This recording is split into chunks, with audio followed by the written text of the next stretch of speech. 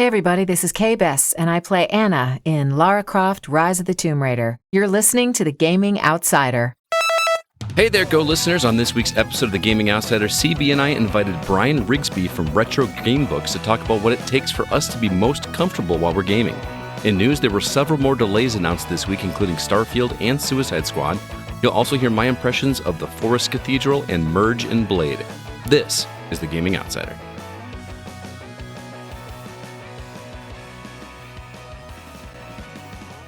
Greetings, programs, and welcome to The Gaming Outsider, a video game podcast with a focus on our incredible community, which can be found at thegamingoutsider.com. It's Sunday, March 12th. I'm your host, Scott Clark, and joining me is my good friend, Mr. Chris Behrensmeyer. What's up, man? Hello, friend.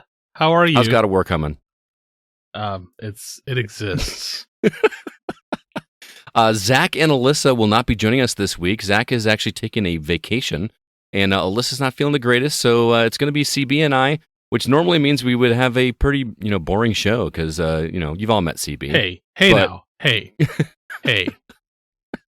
But because I didn't want anybody to be bored during this episode, we decided to bring on a very special guest, and it gives me great pleasure to welcome from Retro Game Books, Mr. Brian Riggsbee. Brian, how you doing, man? I'm good. Thanks for having me. I'm really excited to talk to you, man, because I'm officially a customer of you. I stumbled across you on Twitter. I don't remember because I wasn't following you, but somebody that I follow was following you, and I saw what you had, and it looks really cool. Can you let everybody know what it is you do? Because I think some people will find it really cool. Yeah, I mean, I'm glad you found me, first of all. I am the creator of Retro Game Books, like you said. And so what it is I'm putting together a lot of different retro gaming books, starting with the history of Rygar. If you don't know that series, that's okay. Look it up, check out the book. And some more accessible style books like video game maps, NES and Famicom, as well as I just recently put out another one called Pixel Art Metroid. So some of these are a little more in like the magazine, 80s, 90s magazine kind of flavor in terms of visuals and layouts. The Rygar one is a little more of a history book, but it still has a bit of that magazine flair to it. They're very visual, very graphical, and I'm also working on some new stuff as well.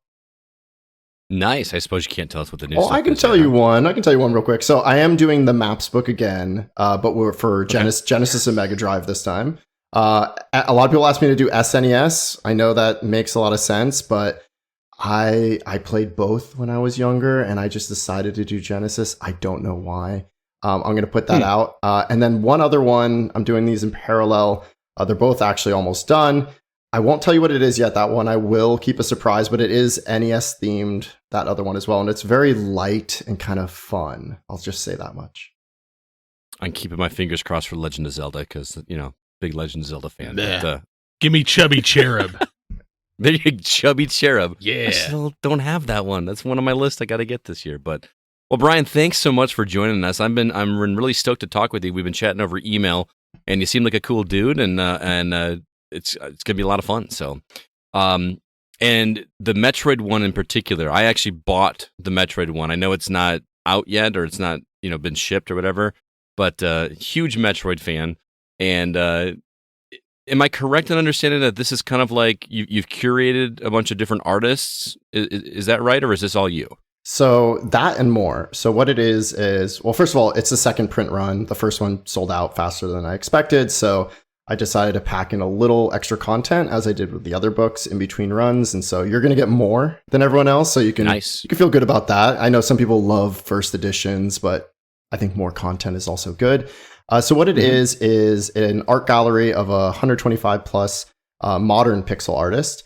So all these people agree to feature their work. So a huge variety of styles and different Metroid games. So you get a little bit of like the old and the new, and just seeing all the different styles actually is what I think is most exciting. But I also packed in some other really interesting content. So there are a bunch of interviews at the beginning with pixel artists, including someone who did pixel art for the TMNT game, which is just great pixel art. And I just want to kind of tie in the pixel art theme overall into it. There's also some tutorials for people that are learning to just kind of pick up pixel art, pixel art 101 type stuff, and just some other things in there as well. So A lot of Metroid themed stuff packed in there. Also, the creator of Owlboy. I don't know if you guys are familiar with Owlboy. He did the foreword for it. Another really amazing pixel art based game. So he was incredible. He just, he said yes, and he had really insightful things to say. So I'm glad he's at the front of the book, actually, and just lots of good stuff in there. Very cool. I can't wait to get my hands on a copy. And spoiler alert, Grant Henry, who may or may not be listening to this episode, this is what you've got coming in the mail. I bought Grant a copy of your Metroid book. I don't know if you're familiar with Grant. He does the music for our show, but he also is behind Metroid Metal. I've been a fan of his for like 15 or 20 years now, and he obviously loves Metroid. So awesome musician, and I saw it and I was like, I got to get one for Grant. So that's the guy that you're sending a copy to for me. I appreciate it. That's awesome. I have some articles in there. Maybe we should have had him featured in one of the articles. Hey, for the third print edition, we'll just have him. We'll have him talk to you like a music chapter or something like that. That'd be awesome. All right, well, let's get into some games that we've been catching up on this week. Before we do, want to give everybody out there a reminder: we have another giveaway for the month of March. We just gave away a copy of Metroid Prime Remastered to Christian Gonzalez, who won that via drawing. I did it a little late, but it's out there. But we've got a new giveaway for Resident Evil 4, which has got quite a bit of time before that's released. So you got plenty of time to get into that drawing. There is a link for it in the show notes of this episode, so check that out. All you got to do is be a listener of the episode, and you could be entered in for a drawing. But, Brian, you are our guest. We want to hear first off from you. What games have you been playing recently, new or old? Awesome. So, first, I recently finished Full Quiet. It's a modern NES game. For anyone that hasn't heard about it, you're basically a man in the wilderness. You're spelunking, you're going through caves, you're in the woods, swamps, looking for campgrounds, all that stuff. Don't worry, I won't spoil anything here because if people want to check it out, I don't want to ruin the experience for them. There's a lot of mystery in it. In fact, you really don't want to know what happens because that is what makes the game so interesting. CB, didn't you just get a copy of this recently? Like, finally, you kickstarted it, right? I was like the number 12 backer. Like really? Well, you have to remember the guys that made it also made Haunted Halloween 85 and 86. Oh yeah, we met those guys at MGC, didn't we? Well, remember we played an alpha version of Full Quiet up there. Mm-hmm. So this was like 4 years ago? Yeah. Wow. And this is 5 years in the making, I hear. So yeah, so I'm actually really excited to finally have my hands on the finished product because I know how much time and effort they put into this, especially like I'm being a person who's finished the game like you have. From what I've been told, it definitely pushes the NES to its limits. Yeah, I think that's very accurate. Like looks wise, music is really incredible. Music's a little repetitive, but it's an NES game, and actually I didn't mind hearing it over and over. The movement, the climbing, the battle mechanics, I think are all done really well. There's also different styles of combat. I think that's interesting how you can kind of choose if you want to do this kind of squat and roll style play or just kind of, run and gun, jump around type thing. And I actually kind of toggled between the two. There's also, with the complete in box copy that everyone's getting, you get a beautiful manual, a little fold out map. Who doesn't love that stuff? And at least for me, like something I really enjoyed is I got to go back to doing some hand-drawn maps because this is a game where you really do want to take a few notes. It does have an in-game map, but you want to label where you want to go back. I know Metroidvania is a dirty word, but it's the word I'll use to describe, what you're doing as far as exploring. And for me, I felt like the challenges were really in the puzzles and the navigation, probably more so than the combat. The combat isn't easy, but it's really like figuring out what to do next and how to navigate through a complex maze-like structure is what added to the challenge. The hardest part for me, though, in the end was the fact that I played it on a tiny 9-inch CRT that is probably burning out a little bit. And so you can't see a lot of the details that you really need to see to progress in the game. I won't say more than that. Some people complain about like scarcity of items and stuff. I felt like it was a minor roadblock at one point and you kind of get past it. But I loved drawing and taking down notes for this game and exploring. It was great. We actually have Zach, our host that's not here, has come up with a new term for Metroidvania. That's kind of a dirty word around here, not because of me, but he says that the games that have those elements in them are referred to as gear-gated games. Gear-gated. So notice I didn't say gear-gated 2D adventure, CB. Yes, I want some credit there. It's just a gear-gated game. So it makes him angry when you say that. It does. Brian, I think I saw your map. Didn't you post it on Twitter? I did. Like the hand-drawn map. I figured I had to give back to the community somehow. This is one of those games where I did everything possible to not Google like solutions.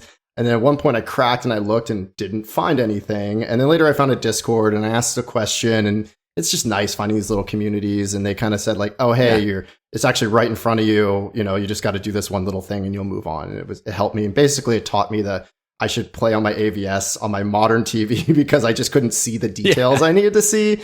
And that's okay. And then I put it back on the CRT for like the final battle to kind of finish it out. Is there any hope for that coming to like modern consoles? Like I played Nescape recently that, I played it on Xbox. Like I would love to see this game come to that. I don't know. The Halloween game was. If I remember correctly, they're looking to port it over to the Switch first. So there is hope, Scott. Either way, I don't have the cartridge. You do, but we should just sit down and play through that together, man. If it's as detailed as it sounds like it is. By the way, Brian, did you get a gray card or did you get a green card? I got a green, and they let me choose, which I like. Yeah, I definitely went for the old school gray because I like how they look on my wall.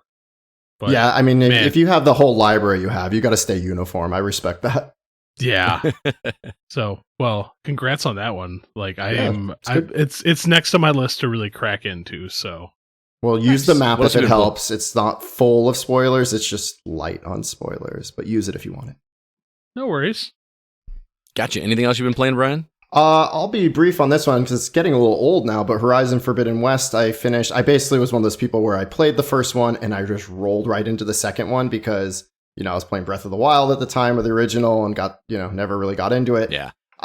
As you would imagine, for those that haven't played it, it's just major improvements from the first one, right? Like they balanced the combat more, the economy was balanced more, resources became more scarce in a good way. Like all these things felt really good. Of course, the characters looked even better and the voice acting was always incredible in this game.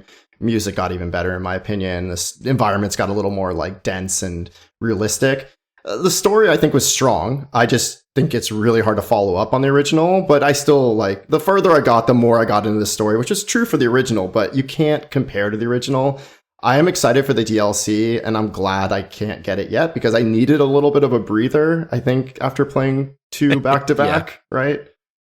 My worry with those is if there's too much of a gap, I'm going to forget how to play the game.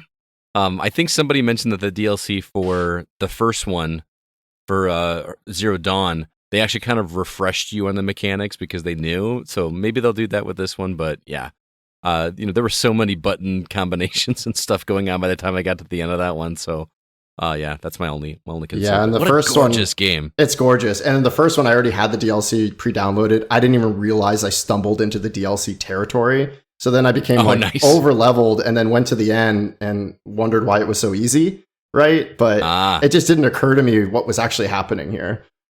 Gotcha. But it's okay. I'm with you, though. The first one, just like the surprise stuff that happened at the end and like the mystery of what's happening in that world leading up to the reveal is really what made that special. I think the direction they took the story in Forbidden West was actually pretty clever. I kind of dug what they did. It just never quite reached that level of intrigue that I was shooting for. But man, what a gorgeous game. The ending of the second one definitely did not land with me. No? No. I was disappointed by it. I liked it.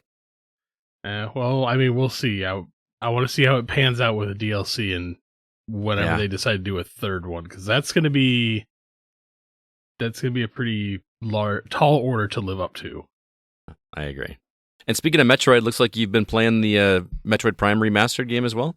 Yeah, I think I'm pretty far, probably like more than halfway. I played it when it first came out for the GameCube, so I think like many people have probably expressed that it's been just long enough to play it again if you played it when it originally dropped. Like I don't remember 90 of this game. There's a few little moments where I'm like, oh, right, space pirates, they fly off in front of a lake or something, like little moments like that.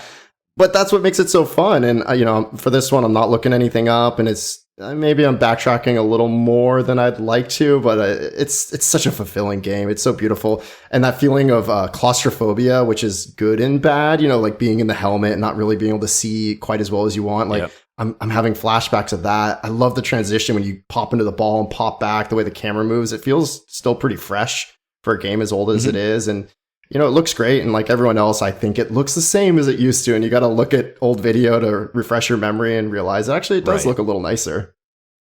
Yeah, it does. It pops. It really pops well on the Switch. And I had a blast with it. I wish I could say I didn't look anything up, but I assume you're not this far in the game. But when you have to go look for those relics, they kind of give you these little hints as to how to find them. And then you just have to like really scour for them.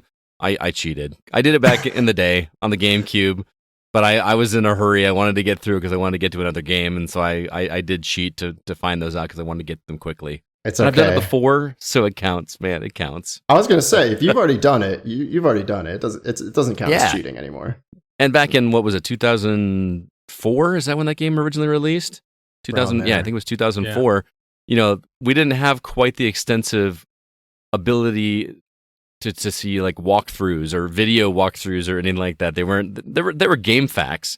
Remember those? Oh yeah, with the ASCII like logos that they have like ASCII art on them, and you have to like scroll down and find everything. Or somebody's GeoCities page. Sure, yeah. So, also be prepared. I forgot how what a war of attrition the final boss of that game is. It was a lot tougher than I remembered. That boss. I mean, I don't remember at all, so we'll see how that goes. I remember the boss. I just don't remember it being that long of a boss battle and kind of cheap at the end. But you'll see when you get there. I'd say the biggest kind of like eye-opening moment for me, or the thing that took me back, was the fact that I forgot you have to save in games that weren't made in the last 5 years that aren't auto-saving all the time. And I got lazy like I do with a lot of modern games, and I bombed this trigger and the acid went down, and so I took my time even though I can hear a timer going off. And then I died and realized I have to do like 30 minutes of stuff over again, which made the next part more enjoyable because now I'm being more careful and I'm a little scared to I actually have to be a little more cautious, and I do miss that. But the older I get, the more I kind of think autosaving is a good thing for our lives in general. Not having the time, Yeah, I've been playing through a Metroid game as well, which I'll get to in a second, and it's one of those things that you forget. Like you have to go all the way back to a save point. It doesn't drop you back conveniently to like this sector or whatever. It's like all the way back. What's really interesting with Metroid Prime is Zach, my other co-host, and one of my other co-hosts, played it. This was the first time he played it, and this is my second time I played it because I played it originally. He beat the game in like 5 or 6 hours quicker than I did. And he didn't cheat. So, I think Zach is a savant when it comes to this style of game, but it's really good. Anyway. Wow. CB, what have you been playing? Ooh, I found a game, Scott, that I guarantee you're never going to get the achievements on. Okay. What is it? It's called Geometrical Sniper. Geometrical Sniper? What in the world? So you play a French sniper, and this is all like very rudimentary drawing. It's almost like stick figure art. Okay. And you're a sniper, and you have to complete challenges. Like it has like a scope and a little crosshairs. Oh yeah. All and right. you have to stop like terrorists that are trying to like bomb the Eiffel Tower or rob different things in like France. Okay. Why am I going to hate this game? It's all timers. Okay. Oh, all right. Oh, but this even got to me a moment because some of the levels in this are like, you boot up the level, you have 12 seconds. Find the other sniper, shoot. Oh, you killed that sniper? Add 10 seconds. Find the next sniper. And it's just the timers are very short. What made you want to play this game? I'm curious. Was $3. Okay.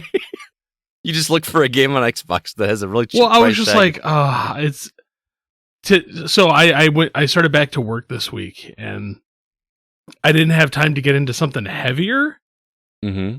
So I was like, okay, what's something simple and dumb that I can do? And I'll admit I had a lot of fun playing this, but as soon as I booted this game up, I'm like, ooh, not a Scott game.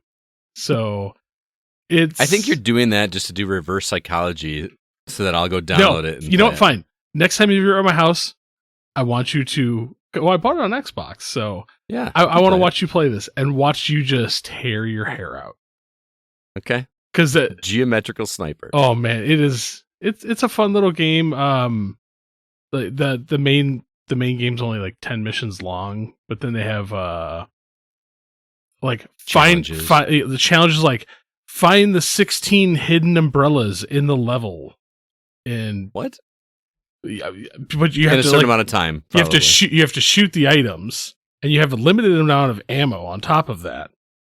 Like, say there's like 16 umbrellas, you're only given 17 bullets, and you have 4 minutes to find it all. Yeah, that doesn't sound like my kind of game. Yeah, geometrical sniper. I hopped back onto Gears of War 3. If you guys remember, one of my New Year's resolutions was to beat at least one older game per month. And I'm playing through with Joel, who has never played the Gears of War series, and we're up to 3 now. And he is absolutely loving Gears of War. He's like, where has this been all my life? Why did I skip out on this? So that's been fun because I know what's going on in the story and I know what's coming. And I have to like really kind of contain myself and be careful that I don't slip up. So that's kind of fun. But I mentioned last week playing this that I was just blown away by how good this game looks. I'm like, I don't remember this game looking that good. And Joel did some research and he said that this was actually the first Xbox 360 game that they up-resed for the Xbox Series X. You know how like they were saying like the older games would look better? From what he said, I haven't confirmed this, but he said that it is the first one that they did. So there probably was a little bit of extra love done on it. It looks really, really good, man. Like, I'm impressed. And that game is so fun. And the Baird continuously cracks me up. Just his one-liners, all the one-liners are just really good. I was never a Baird fan, but love me some Coltrane. Yeah, Coltrane definitely has the one-liners as well. I'm also working my way through Pronti. I mentioned I started that one last week. It is another gear-gated game underwater. That game is getting tough. Brian, I don't know if you listened last week, but it's like you play as this underwater creature that shoots, that controls a fish that works kind of like a spear. And I've hit this point where I've hit like these main bosses that I was supposed to, and now they're like, okay, there are all these points across the map that you have to get to. Go in any direction you want, but it's also a gear-gated game, so I don't know which items I've got. So it's almost like an open world gear-gated game now, so it's a little overwhelming, but I'm going to make my way through it. So, and then speaking of Metroid, Metroid Fusion dropped on Nintendo Switch Online this past week, and that's a game I haven't played since it originally launched back on the Game Boy Advance, and so I decided to hop into that. Guys, that might be one of the most underrated Metroid games out there. It is so good. I thought the pacing was good in Metroid Prime, like where you're constantly getting upgrades and it just never feels like there's a dull moment. It's like pushed way even further with Metroid Fusion. I don't know if it's because I just got done playing Metroid Prime Remastered, so I'm kind of like in a Metroid frame of mind, but I wasn't even like looking anything up.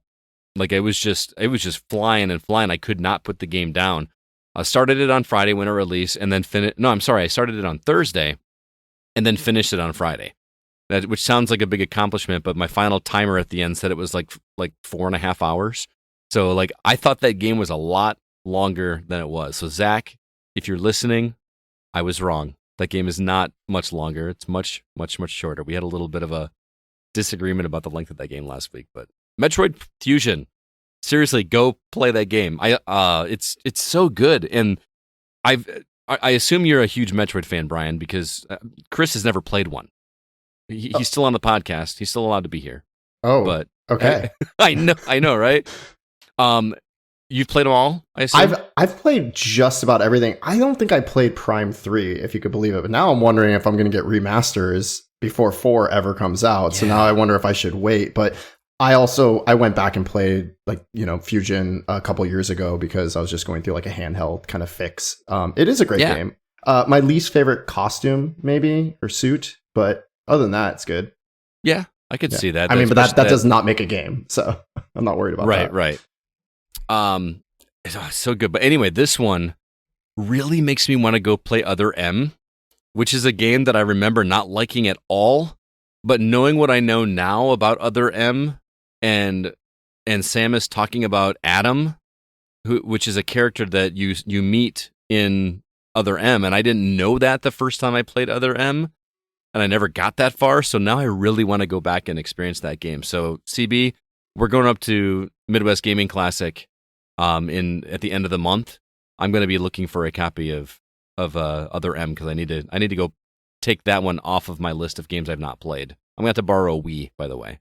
Just a heads up. That's fine. You know what? You have a Wii U. Not one that's not sealed. Well, the game's meant to be played, man. Crack it open. No, I'm not. That is a Legend of Zelda Special Edition Wii U that will not be cracked open. I cracked open mine. I know you did. I will borrow your Wii. If not, I'll go. I could probably find a Wii for $30 now. Oh, like 10. Yeah. So, of all the retro stuff, I would hope that would be the lowest priced thing out there. I got rid of mine a long time ago too. Yeah, I think I gave mine to one of my coworkers at school so they could have something to play Mario Kart on in their classroom, and I don't even think I ever saw them use it once. But I used to do game development, like game design and production for some game companies, and I had to work on the Wii more than anything else, and so I hated it by the time I was done with those projects.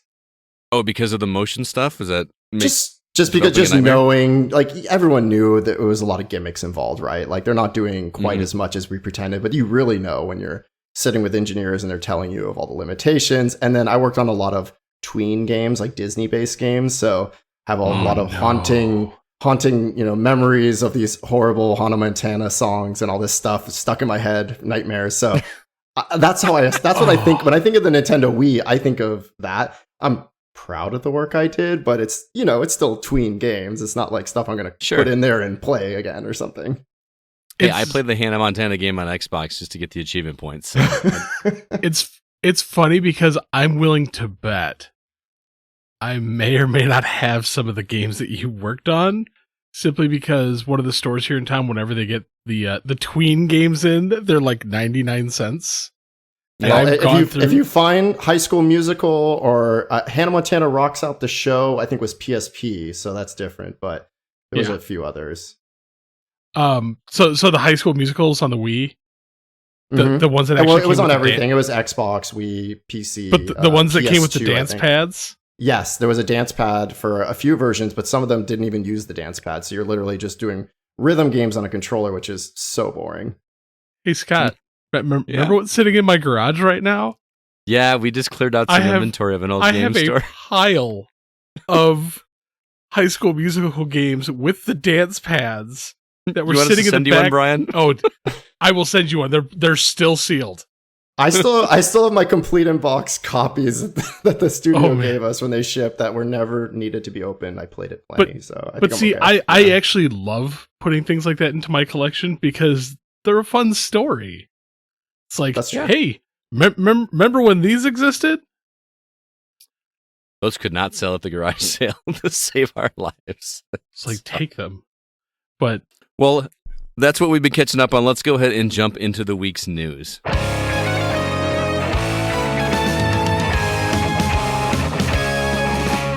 First off, let's start with some trailers. There's a game called Unleaving. You guys check out that trailer. It looks like Limbo. Really interesting art design. No release date given yet. We got a new trailer for the Lord of the Rings Gollum game. Still no official release date on that one. Also, this game is actually released, but it was the first time I saw the trailer for some reason. Bleak Faith Forsaken. It's actually available now on PC. It's a Souls-like, but it's developed by just 3 guys. That trailer that I posted here is one of the coolest trailers I've seen in a long time. It's really great. Also, the Super Mario Brothers movie got a final trailer for the release on April 5th, so be sure to check that out. And then in sad news, Starfield and Suicide Squad have been delayed once again. Capcom had its Spotlight live stream on March 9th. We got some news there. The PS5 got a major update this past week, and unfortunately, Lemnis Gate is going to be shutting down. Now, Brian, you're our guest. Which story would you like to talk about this week, or trailer, or whatever direction you want to go? Oh, let's do Starfield. So, to kick us off, this is one that I've been hearing about for so long, but I never even looked at any video of this until just the other day. And now that I've seen this video and I've seen that it's delayed, now I feel slighted by it. But just like a lot of people, I'm sure would agree, I rather have a really good game that takes longer. I'm okay with that than a game that gets rushed out and is problematic. So I'm okay with that. But the other issue I'm facing is it's a Microsoft exclusive. I don't have an Xbox. So I have to figure out, am I going to do PC or, Xbox? Am I going to get an Xbox just for this game? I don't know. It's definitely a game that is for me, I feel like. So, and I have a friend at Bethesda, but he said he doesn't work on this one. So I could not get you any insider information. I'm sorry. Oh, that's okay, man. This is one that's been on CB's radar. I remember sitting in CB's basement, or no, it was in the lower level of his house when we watched at E3. The reveal for it? The reveal of the gameplay for this one. Like, after it was over, he was running a mile a minute just talking about it, so excited for what this is going to be. So I assume that this news is hitting you pretty hard, or are you in the same boat as Brian that you're okay, release what you got to release? I'm sad. I'm very sad. Like, you realize, like, this game was slotted to come out. Like, this was going to be my summer, man. Yeah, it's true. And now I'm like, oh, so I'm going to have to wait almost a full year from the initial release date. Right. Does it help, though? Like, there are so many games coming out this year. It feels like this is a really stacked year compared to a few years prior. Like, do you feel like that kind of makes it a little like easier to swallow this pill, or are you still like, no, I was clearing my schedule? Oh, no. Like everything. Like Scott knows me, like everything got backburnered for Starfield. Yeah. Scott would be like, God of War got backburnered. Those two games that he's supposed to be reviewing for us, Freshly Frosted, 35mm, everything got backburnered. Yeah. Not gonna lie. I like Starfield, like I've been a champion for this game since like day one, because I mean our Lord and Savior Todd Howard can do no wrong. But it just frustrates me because I've wanted something new and fresh from Bethesda for so long. Well, I think we've all wanted something new and fresh from Microsoft in general for so long, right? I mean, there's been pockets of stuff. We've had what was that rhythm game that we just Rush? Oh my god, I can't remember the name. The game where the kid with a guitar and he's bashing everything is in beat with the music. You played that one, man. For me, I was like, the last big thing Microsoft did was Halo Infinite. Oh, I loved Halo Infinite. It was so good. But yeah, it was originally set for November 11th. They moved it to the first half of 2023. And now it's going to be September 6th, 2023. So, like, right at the beginning of the school year. But I mean, for me, like, the last thing that Bethesda put out that I, like, really played was Fallout 76. Mm-hmm. So, man, like, I just, like, don't get me wrong. I trust Todd Howard, but I also expect a Bethesda game to come with its quirky bugs. Mm-hmm. So I'm like, I mean, at this point, it's part of the charm, right? Yeah, it's a Bethesda thing. Like, I expect arms to suddenly grow 6 feet long and merge through walls.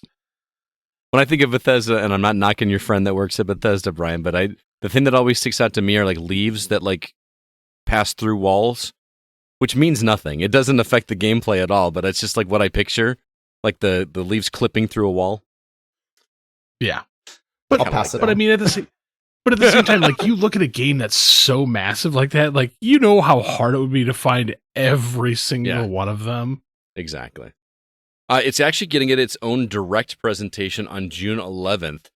Outside of Microsoft's whatever they're doing during E3 season, it's going to have its summer showcase right before E3.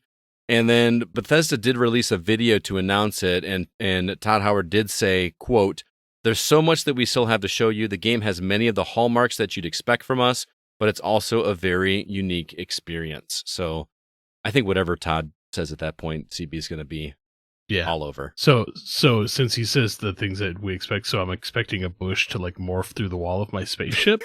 It's going to be plants in space. Yes. All right. I was actually more surprised because I kind of expected Starfield to be delayed. Yeah. Seriously, like there was no way that wasn't gonna come out that early. But Suicide Squad, it was originally scheduled for May 26th. Now it's set for, quote, later this year. This comes after the recent PlayStation State of Play, where the game was heavily criticized online for having, cosmetic purchases and online requirements, even for the single player. But the reason that they gave for the delay was to, quote, fix bugs and improve aspects of the game. I think it's too much of a coincidence that this thing, I think this game's dead in the water already. You think they're going to cancel it? Or No, I don't think they're going to cancel it, but I'm really willing to bet this is going to be the second coming of the Avengers. Maybe? No, I don't think it's a maybe. I think at this point in time, like, remember how, like, the closer Avengers got to release, like, we all just lost so much faith in that game. Yeah. And then Zach and I played it and we're like, this is terrible. Like, because Zach, our like, our DC fanboy is already just like, I'm out. He's washing his hands of it. Yeah. And like, I've never seen him abandon a DC property so fast. Yeah. Were you looking forward to this one, Brian? Honestly, not really. I'm not surprised, I guess, that it's not looking as good as people maybe originally hoped for. I know that, like, comic book and movie tie-in games have improved over the years, right? Like, they used to be, like, the worst things in the world, or a lot of them were. But, and the Batman Arkham games obviously are great, and, or at least some of them are well-loved, so you think you could play off that in some way, but I mean, honestly, it's just, with such a long backlog, this was very low on my list. So if it fails, I'm sorry. It's going to fail. Yeah. It just sucks with these properties that are so huge. I mean, I know Suicide Squad was kind of, correct me if I'm wrong, CB, but Suicide Squad was written a long time ago, and it's just only, like, really kind of resurfaced recently with the popularity of the movies, right? This wasn't like a massive... It's not a tentpole franchise. Right, that's the word I'm looking for. Yeah. But it's definitely big enough that, like, to the casual comic book fan, you can be like, Suicide Squad. They're like, oh yeah, I know who that is. Could they name the lineup? Probably not, but they get the gist. Yeah. So it upsets me over the fact that, like, you see a game like this that so many people have worked so long for it, and this thing has been hyped for so long. Well, we thought this is going to be the one we wanted. You know what I mean? Yeah. After things like The Avengers, and after, what was the last one? Gotham Knights? Yeah, Gotham Knights. Which I know Zach liked better than everybody else did, but and this was going to be Rocksteady, which did the Arkham games. And so we're like, but then it looks like they did something completely different, which you don't want them to do the exact same thing. But don't carbon copy Square Enix. Yeah. Can we just go back to, I know everybody craps on, licensed movie games back in the day, but can we just go back and do that again? But, now that we know how to make quality ones, like give us a 6 or 8 hour experience based on a movie. Yes, I agree with that, but at the same time, look at the Guardians of the Galaxy game. That thing was a gem. It was, but I don't think it had mass appeal. Like the gameplay in that was definitely something that took some time to wrap your head around. That game made quite a few lists. Yeah, in the critics forum, in the critics circles. It's still hit pretty well with fans as well. Yeah, but like this one, I didn't just do feel numbers that they wanted or whatever. No, okay. First off, that is the stupidest cop out I've ever heard. I'm tired of the companies like, oh, it didn't sell 100 million copies. Well, this game sucks. We're not going to do it again. I hate that. I'm so tired of that. Like, did did you at least break even on it? Like even movie studios now, like, oh well, we broke even on it. We made some money, but it's a failure. And I'm like, it's not a failure. You made money. Shut up. Yeah, can you imagine if you made millions of dollars doing something for like a year and everyone told you were a failure? Yeah. Like, and we wonder why so many of these great studios get shut down because they failed to live up to some corporate jackass's like expectations. Right. We'll have to see. We don't have the official release date on that one, but my interest is already waning before the state of play. But hearing everybody's reactions, it just further solidifies that for me personally. But it sounds like a lot of people are feeling that way as well. Anyway, CB, what story would you like to talk about? Well, since it's been a couple weeks for me, let's talk about some PS5 news. Okay, because that seems to be the thing that I always get stuck with. The PS5 got a major update. Voice commands to capture gameplay. Good job. I like that. Okay. Instead of having to press the button, you just speak into your controller. Dude, you remember how much I love the Kinect when that thing first came out? So. Oh, dude, I felt like I was on Star Trek powering off my Xbox. Yeah. I thought that was the coolest thing. Yeah. PSVR and PSVR 2 filters for searching for VR games.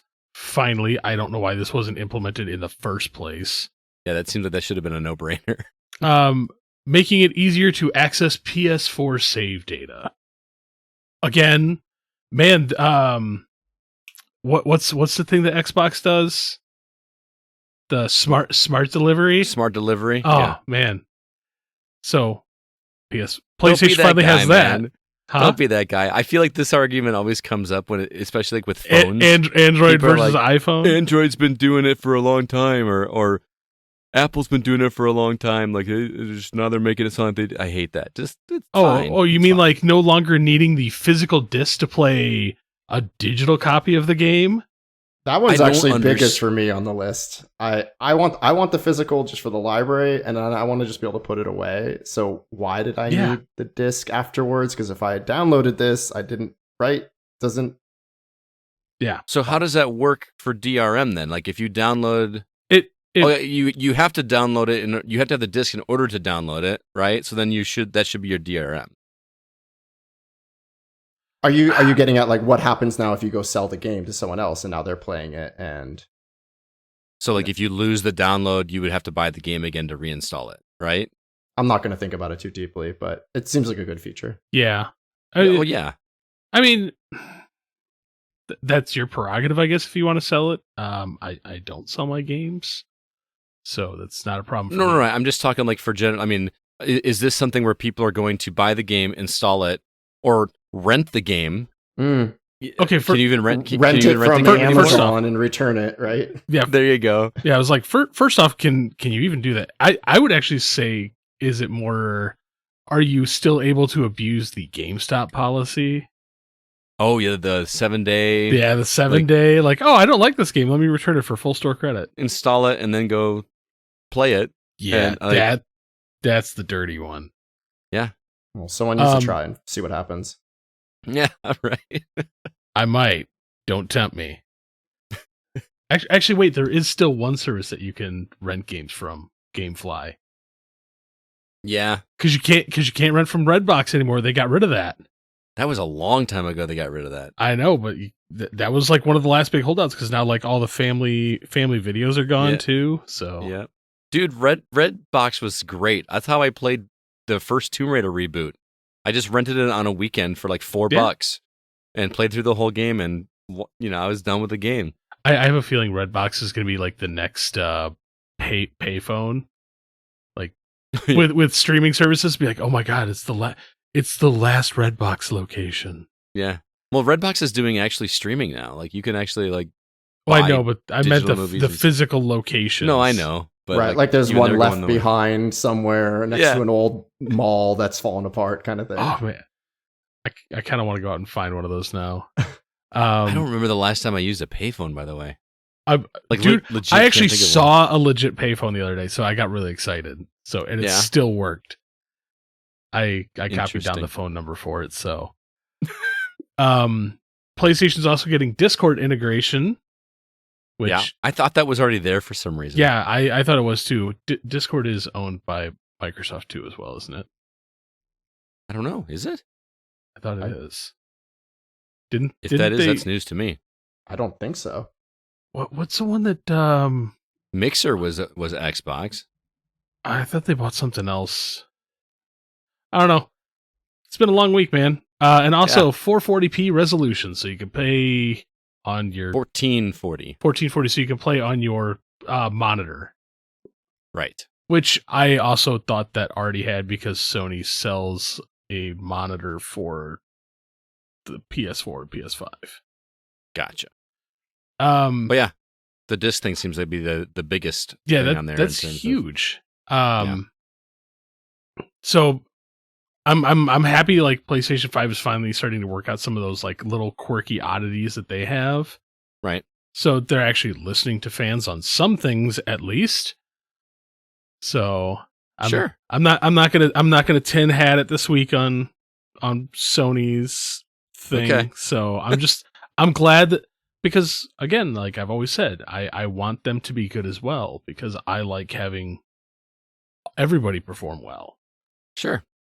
So I want to mention briefly the Capcom Spotlight. I'm not going to go through everything, but the big news there was clearly that there's a demo for Resident Evil 4 called the Chainsaw Demo, which I'm mad at myself for not playing this week to talk about it here. But people are speaking very, very highly of that game. It's interesting to me that they did a demo for this game that clearly did not need a demo to get people hyped up for it. I feel like Resident Evil 4 is one of the most beloved games in the series. And of course people are going to buy this, but this just made it even better. So did anybody play it? Did anybody play the demo? no. I hear you can play it as many times as you want. There's no limit to how you can do it. There's even like a secret hard mode that you can unlock, which is weird for a demo. For a There's demo? hard mode. Wow. Yeah. And then Exo Primal, I know we've seen that one announced before, but we got a launch date of July 14th. There's an open beta going to be opening on the 17th to the 19th. I might be interested in checking that out just because I like those kinds of games for the first couple weeks. So I think a beta would be a good opportunity for me to see if it's something I actually want to play or not, because it's also coming to Game Pass, so that's good. The other thing I wanted to mention very quickly here, because everything else, this is all stuff we already knew about. There were no major announcements, but Capcom Town, which when they first announced it, they said it was a theme park, and I thought, oh, kind of like Super Nintendo World or whatever it is. We're gonna have like a Capcom themed theme park, and like, no, it's a digital theme park based on Capcom's titles. It's gonna be opening on June 12th, but they didn't really say what that means. I feel like you cannot call something a theme park unless it's physical. So that's the problem. Right. See for me, like it made me immediately think of Astro's Playroom. Okay. So like, ooh, I can choose my little Capcom avatar and then like walk through, like, It's gonna be like a history lesson in Capcom. yeah, but they'll have like little mini games that you could probably do in there. Like you'll have a could see Dead that. Rising like shooting booth where there's like zombies advancing towards you and you got to mow them down. That could be a thing. I want to do a real Capcom land, though. I want to do some Resident Evil in a mansion or something. Like, let's get that going. That's what I wanted, man. I wanted to explore like the mansion, have the mansion set up like exactly the way it was in the game, and just like go explore and like have like, you know, some people dressed up as zombies here or there, like that one that just sits and like does the turn slowly towards you. That doesn't have to be a real person. You could just have an animatronic thing do that. That would be great. As much as you would love that, I want somebody to take an old mall and turn it into the mall from Dead Rising. That too. There's got to be abandoned malls. We have one here in town. Right. You can do Dawn of the Dead Day like one day, and then you do. Yeah. Oh, right. so Like, now you kinda you're mix it speaking up. my language. Like now I'm getting super excited. Ugh. Love Dawn of the Dead. Talk about a remake that actually was really good too. Right? They Like, finally did a it remake. actually was better than the original. Seriously. Yeah. So good. All right, well, that's the week's news. I want to move on and remind everybody about our Patreon page. We got a way that you can donate to the Gaming Outsider if you'd like to help us, give us a little bit of a tip, help us out, and also get something back in return. We offer if you subscribe at the $1 per month tier, you get the episode a day or two early. If you subscribe at the $3 tier, you get a bonus episode each month. And at the $5 tier, you get 2 bonus episodes each month. Right now, we are just doing the Last of Us spoiler cast that I'm doing with John Davenport over at the Hollywood Outsider. You can check that out. And most recently, Kevin came on to talk to us about the Beginner's Guide to Dungeons and Dragons. But we've got lots of other stuff cooking. We've got a Desert Islands game episode in the works. Zach and I are going to be doing a Break the Seal episode on Metroid Prime because this is the first time that he's actually played it. I have a feeling we'll probably throw in Fusion in that episode as well too, because we just I just played through that, so that'll be fun. Kevin and I are still working on Grandia 2 and Robotrek. I got to get through Grandia promise 2. I am working on Ragnarok. Okay, you notice I skipped over it. And your spring break is coming, so you are going to be tormented with some games. Yeah, we got to get some stuff done because Brian, we do a segment called Games That Aren't For Us. Our tagline at the end of the show is, there's no such thing as a bad game, just games that aren't for you. And so the segment that we do, Games That Aren't For Us, are where CB makes me play some older games that are definitely not for us, and he's got some stuff cooking. So no, they're definitely for me. They're definitely not for you. I still want to make you play Mr. Mosquito. I kind of want to play that just to see what... you know what else I want to play? What's that Seaman game on Dreamcast? With Leonard Nimoy? That was Leonard Nimoy? Yeah. You didn't know that? What?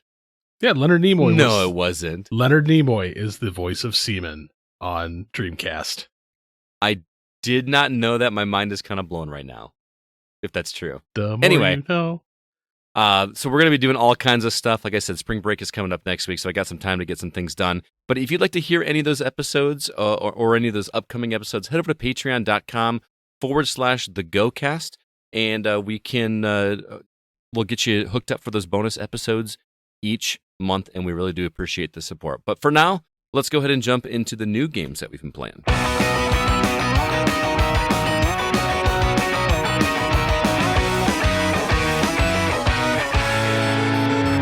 All right, let's start with some upcoming releases. First off, we've got a game called Flamekeeper. Looks like a cute little game where you play as a pile of fire or a charcoal that's set on fire, coming to PC and Switch on March 17th. Defend the Rook is a strategy tile-based game where you do exactly what the title says, coming to Xbox. This is a port on March 17th. Bayonetta Origins, Cereza and the Lost Demon, the game that nobody asked for, is coming to Switch on March 17th. We're getting an open beta for Diablo 4 on March 17th. A game called Deceive Inc. It's a multiplayer game. It is available on PC, PS5, Xbox Series S and X on March 21st. Tchia, coming to PC and PS4 and PS5 on March 21st. Have a Nice Death. It's a roguelike game coming to Switch March 22nd. Not for broadcast. This game actually looks really interesting. You are actually like the producer in a television studio. I think it's been on PC for a while, but it's coming to PS4 and 5, Xbox One, and then the Series X and S on March 23rd. And then, how do I pronounce this? Raccoon, coming to Switch on March 23rd. And lastly, Storyteller, coming to PC, Switch on March 23rd. Brian, is there anything off this list that trips your trigger that you think you might be checking out this week? I don't know any of these games except for I've heard of Bayonetta, but I never even played it. Can I at least ask, have you two played the Bayonetta games before? Because now I can finally ask them. Scott, I've dabbled in the first one. Scott loves Bayonetta. No, it's one of those games that I was looking over my shoulder, making sure my wife didn't see me play it because I felt guilty. But I'm also one of those terrible. things where like she walks into the room right when she's doing something really ridiculous, kind of thing. Exactly, Yeah. exactly, kind of like that, like or Charlie Pop Chainsaw, Lollipop Chainsaw. Sure. Where stuff like that. I'm just like, why am I? Or the most recent one was, what's that? Is it High on Life? Is that the name of the game? The one that was done by the. Like, I had to put my headphones on for that game because my wife's family was over upstairs, and you can hear, like, clear as a bell, the language that comes out of that. And I'm like, I don't want anyone to know I'm playing this. But no, but Bayonetta Origins is like not a Bayonetta game. It is like when Bayonetta was a little girl. Like, and it's not the same style of game at all. So do you need to play Bastion? the other ones to understand? Even if it's a prequel, like, is it you got to play everything in order, or do we know? I mean, I haven't played it, so I can't say for certain. But from the trailer, I get the impression you just need to know a baseline knowledge of who Bayonetta is. You don't really have to. It's not obviously it's a prequel, so. But like I said, I don't think people play Bayonetta for a couple pretty specific reasons, and it's not that she's a little girl. You know what I mean? Like it's like it's the voice acting and the combat. I get it. Voice acting and combat is one of them. I'll be clear, combat is one of the reasons. But I mean, Bayonetta is a cool character. Let's be clear. You know, I mean, it's harder to deny that. But so yeah, it's kind of a bland week for me as well. What about you, CB? I already pre-ordered Not for Broadcast. Did you? Yeah. Okay. Are you kidding me? A game that I get to be a conspiracy theory nut that like controls the media that people get to consume. I think it looks interesting. Just the idea of, setting up the camera shots and zooming in and picking which camera to do. I'm surprised it's taken this long for a game like that to exist. It's not only that, but apparently there's a major event that happens in the game that you're trying to prevent people from learning about. Oh. So I'm kind of if like, we can have goat simulators, we should be able to have like producer simulators, right? Yeah. Oh, goat simulator. Well, what was the other one we were all playing? Power Wash Simulator. Mm-hmm. That sounds really fun. It sounds like it's like you that can game just is relax, and I gotta play that game seriously. You really do, because that game, the way it ends, you will not see coming. Wait, there is a storyline in Power Wash Simulator? There is a storyline. Okay. I didn't get far enough to see a storyline, but it is super relaxing just to clean stuff. Words that I never thought I would hear myself say in my 40s when I was a kid, but and we're totally selling you on Xbox, man, because if you have Game Pass, you get that game, you get lawn mowing Starfield, simulator. Get a lawn mowing simulator. You just gotta get an Xbox and Game Pass, man. You're all set. Yeah, I gotta basically make that argument with my better half because I got the PS5 last year after all the hunting, and now it's like two things on the shelf. That's a hard sell, but if you can help me out, Oh, get that Series S, man. It's actually really small. Well, anything next to a PS5 looks tiny, so that's true. That's a good thing. Yeah. Man, Verizon just had a deal where you could get a Series S for $150. Zach actually took advantage of that one. Too bad you missed. That would have been a perfect opportunity for you, but it's okay. We don't make any. We are not affiliated with Microsoft. We are not getting any royalties, but go buy an Xbox, man. Right. But if they want to pay you, please come knocking. Oh yeah, please. I'll never say no. So, all right. I'm gonna say I would be interested in Have a Nice Death. But just because I'm a roguelike guy, and that if I had to pick one off this list, but I'm gonna be playing catch up again this week. So you must have played Dead Cells, I'm assuming, and checked out the Castlevania. You're speaking. Okay, I just want to make sure. Oh, your CB is a massive Dead Cells fan. I've played through that game so many times. Did you get the Castlevania stuff yet? Yes. Did you talk about it? I don't remember. I've got it downloaded. I just haven't had the time to sit down and consume that because Dead Cells to me is something I have to sit down and be like do for like 3, 4, 5 hours.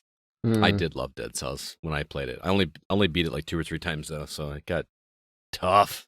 I played Dead Cells. I did not finish it. I am interested in the Castlevania mode or whatever you want to call it. But gorgeous. It just makes me wonder, though, and maybe I haven't played it, so I shouldn't judge, but it makes me just wish there was just a new Castlevania game when I see that. But I think these things can coexist. I think it's better than nothing, right? And don't get me wrong. And if you're going to put it into anything, this is a great thing to put it in, but it just makes me long for a Castlevania game as well when I see it. Yeah. I hear you. I mean, I'm in the same boat, although I never played the advance Castlevania games, so I picked up that collection, so I feel like I have new Castlevania games, so I got that going for me at least. So, yeah. So, well, speaking of games that we've been playing, Scott, you've been playing a game that I know we've both talked about off air a couple times, The Forest Cathedral. Yeah, you remember when we interviewed Brian Wilson, the developer of this game? Yeah, it's funny because every time you say Brian Wilson, I think the Beach Boys. Beach Boys, yeah, so do I. And I'm sure he's never heard that a single time once in his ever. entire life. But did you get a chance to see this trailer, Brian, for the Forest Cathedral? No, I didn't. I'll have to watch it in the background while you guys talk. No, okay. It is Bizarre. It's a bizarre game in that it is part, and I put this in my review, which isn't published yet, but it is part walking simulator, it is part platformer, and it is part history lesson, which I was not expecting a history lesson, because that's kind of a I don't know if I want to say that's a reveal or a spoiler, but you do some learning while you're playing this game, and I can't tell you why because I don't want to spoil it. Thankfully, it won't take you that long. I think I beat this game in under 3 hours. It's relatively short. But you play as Rachel, who is a woman that it appears like it's in like the 50s or something like that, because she's being hired at a science laboratory, and they make comments like, "Well, we don't need any secretaries. We got typists or whatever." So I get the impression that it's kind of a long time ago. But she winds up getting hired as a research analyst or something on this like enclosed island, and you basically are studying some things that are going on in the island that I don't want to give away because that's part of the story. But it's science related, and the novelty of this game is that in order to do anything, and in most walking simulators, you walk up to something and press a button and it just happens, right? In this one, you walk up to these terminals, and in order to do whatever it is, like to activate this thing, to lift this gate, or to do whatever, you have to play a little platforming game that looks like it is in a 2D version of the Virtual Boy. Like it's like a black background. Oh, I have seen the video for this. It looked exactly like the Virtual Boy. Yeah, and it's a little platformer that Rachel refers to the character in the game as Little Man. It's like, so she talks to this character. And it's pretty simple platforming. It has the potential to get really difficult, and it just never does. But it also does the Super Meat Boy thing, where if you die, it just immediately zaps you back to that save point and does that. So, but again, it's really difficult to go into the actual story, because when you play it, you're going to be like, "Why did you worry about spoiling that?" But there's kind of a fun reveal at the end that's science related. That's history related. But it's also a very odd game. It's a weird game. CB, you remember we were stoked. Oh, like I'm still stoked. I want to play this. Yeah, I may. It's not a poorly made game. It's you can tell it's made by one guy, right? Like it's done in Unreal. I think it's Unreal. Yeah. But everything looks very rudimentary. It does this thing with the art style where if you're looking at anything that's not a human character, the non-human, like an animal or a bug or something, that is very high detail up close, and everything in the background is like this fuzzy watercolor effect. But then whenever you have human characters, which isn't very often, the human characters are fuzzy in the foreground, and then everything is hyper-focused in the background, because they don't want to like show off that the graphics are very not high res, you know what I'm saying? It's an interesting way to mask that. But then the game also does this thing where whenever you are talking to somebody, like you have to call into the doctor that you're talking to, and so now the faces are pixelated characters, like highly just like straight up like 16-bit pixelated versions that are talking like avatars. So there's like a good mix of things going on. It's really interesting. It was over so quickly, I couldn't believe it was done. I was like, and I hate to say this because I know Brian put like a ton of love into this, and I mean no disrespect, but I kind of stared at my screen and went, "That's it?" Like it felt like it was starting to get really exciting, and the game just says "the end" on the screen. Like, and I was expecting, I had no idea I was near the end, and I was waiting for this big climactic thing to happen, and it's not as climactic as I wanted it to be. I don't know. It's a really clever concept to this idea of doing a little mini game in order to progress instead of just the, just like press X to open gate or whatever. I kind of like that. That's pretty cool. It also does a mechanic. Slot the 3 objects in the. Yeah.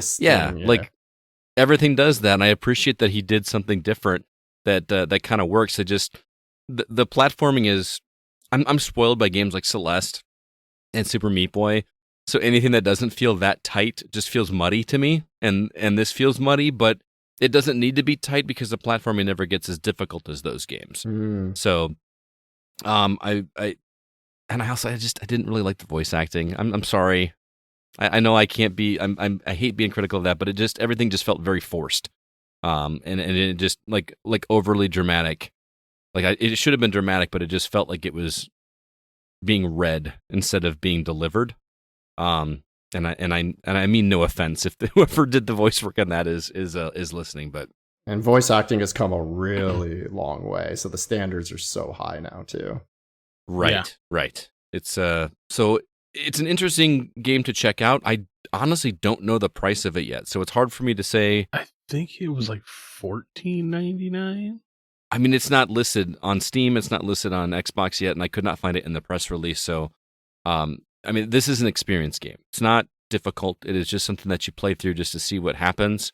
It's nothing that's going to blow you away, but the reveal is kind of oh, that's what they're doing here instead of what I thought they were doing. And see, that's more kind of what I'm interested in, because I remember when we talked to Brian, like, there's some hidden things.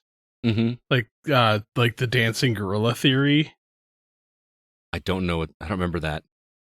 Oh, basically, like, if you have there's like an activity where a bunch of people are doing something very chaotic, and you don't notice that there's a dancing gorilla that walks through them.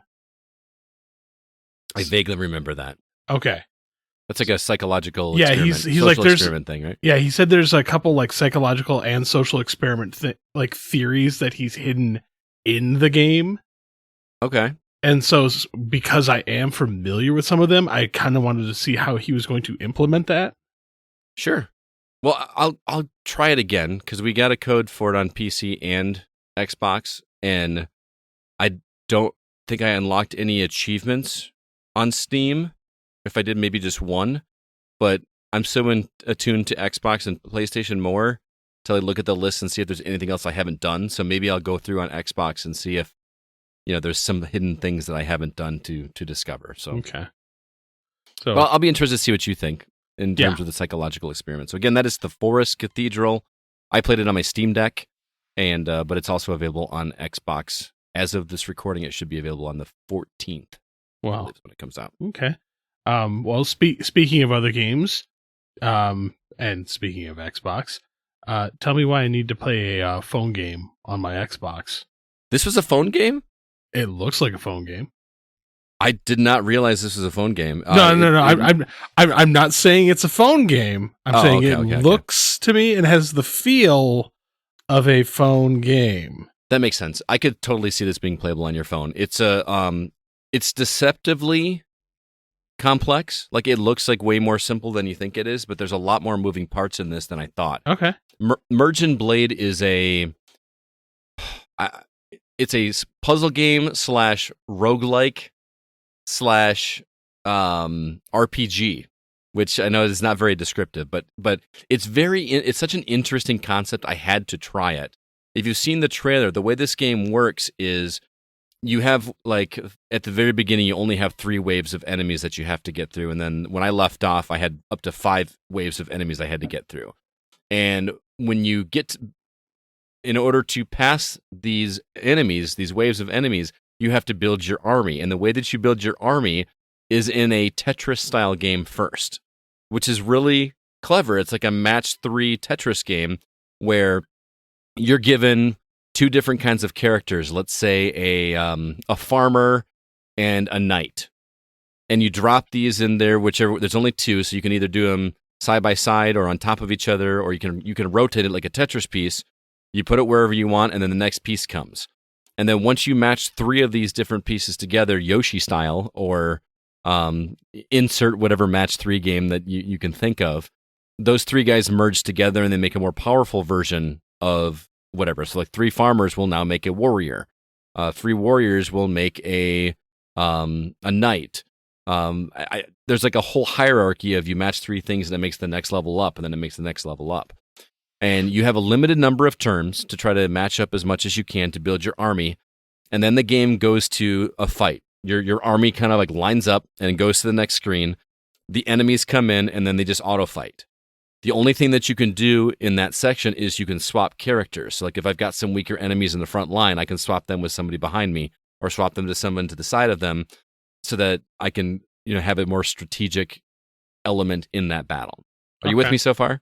Yeah. So when you're building the army, is Dr. Mario throwing the enemies in? The little Russian guys dancing too? Okay. That's the one I should have used. I should have used Dr. Mario. Number one, that would have sold CB on it because he's obsessed with Dr. Mario.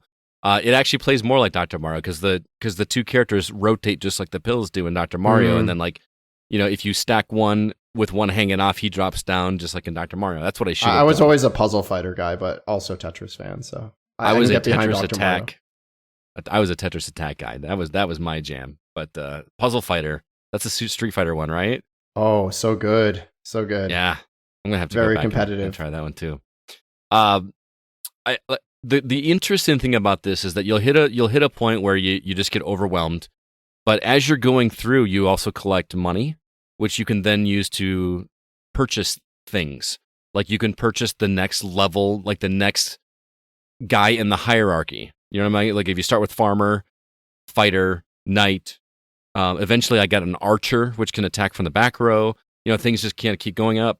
And you're unlocking these different characters that just keep going up and up and up so that you can build a better army the next time around.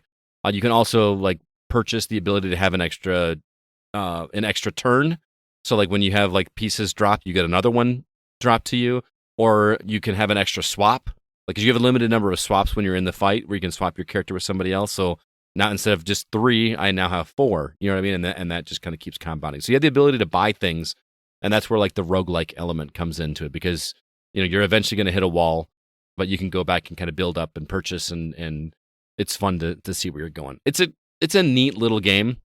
I don't know if I'm going to stick with it just because there's so many other things to play, but I couldn't not because it was on Game Pass and because it's just such a clever concept that I had to see how it was. And I like it. I would play it more if I didn't have other things to play, but it's really clever. I like it. But like CB said, it's heavily pixelated. It looks like it could be played on a phone, but I'm happy it's on Xbox. Got a couple easy achievement points. So very nice. Merge and Blade. I would highly recommend it. Those are the only new games that we played this week. We're going to go ahead and move on with some quick housekeeping. Want to remind everybody about our social media outlets. First off, facebook.com/groups/the GoCast is our Facebook group. We've got a couple new members over there, Skylar Glovier and Joel McMahon. Welcome to the community. Also, our Discord server is live and thriving. There's a link for that in the show notes if you'd like to join the conversations over there. Also, if you get a chance, our Twitter is @TheGoCast. We'd love it if you followed us. We kind of keep that updated as well. And if you could drop us a review on Apple Podcasts or Stitcher or Google Play Music, wherever you listen to podcasts, those positive reviews help us get the word out to more people. We'd love it. And we will also read those reviews on the air if you do send them. And lastly, our website is thegamingoutsider.com. There you can find all of our written content and also links to every single episode that we've ever recorded. And our latest reviews are my review of Dungeon Munchies. Yes, that is the actual title of the game, Dungeon Munchies. And my written review of Pinball FX. And then lastly, my review of Deep in Galaxies. Excuse me, not my review, but Rel's review of Deep in Galaxies. And that's it. We're going to go ahead now and jump into our From the Outside In topic.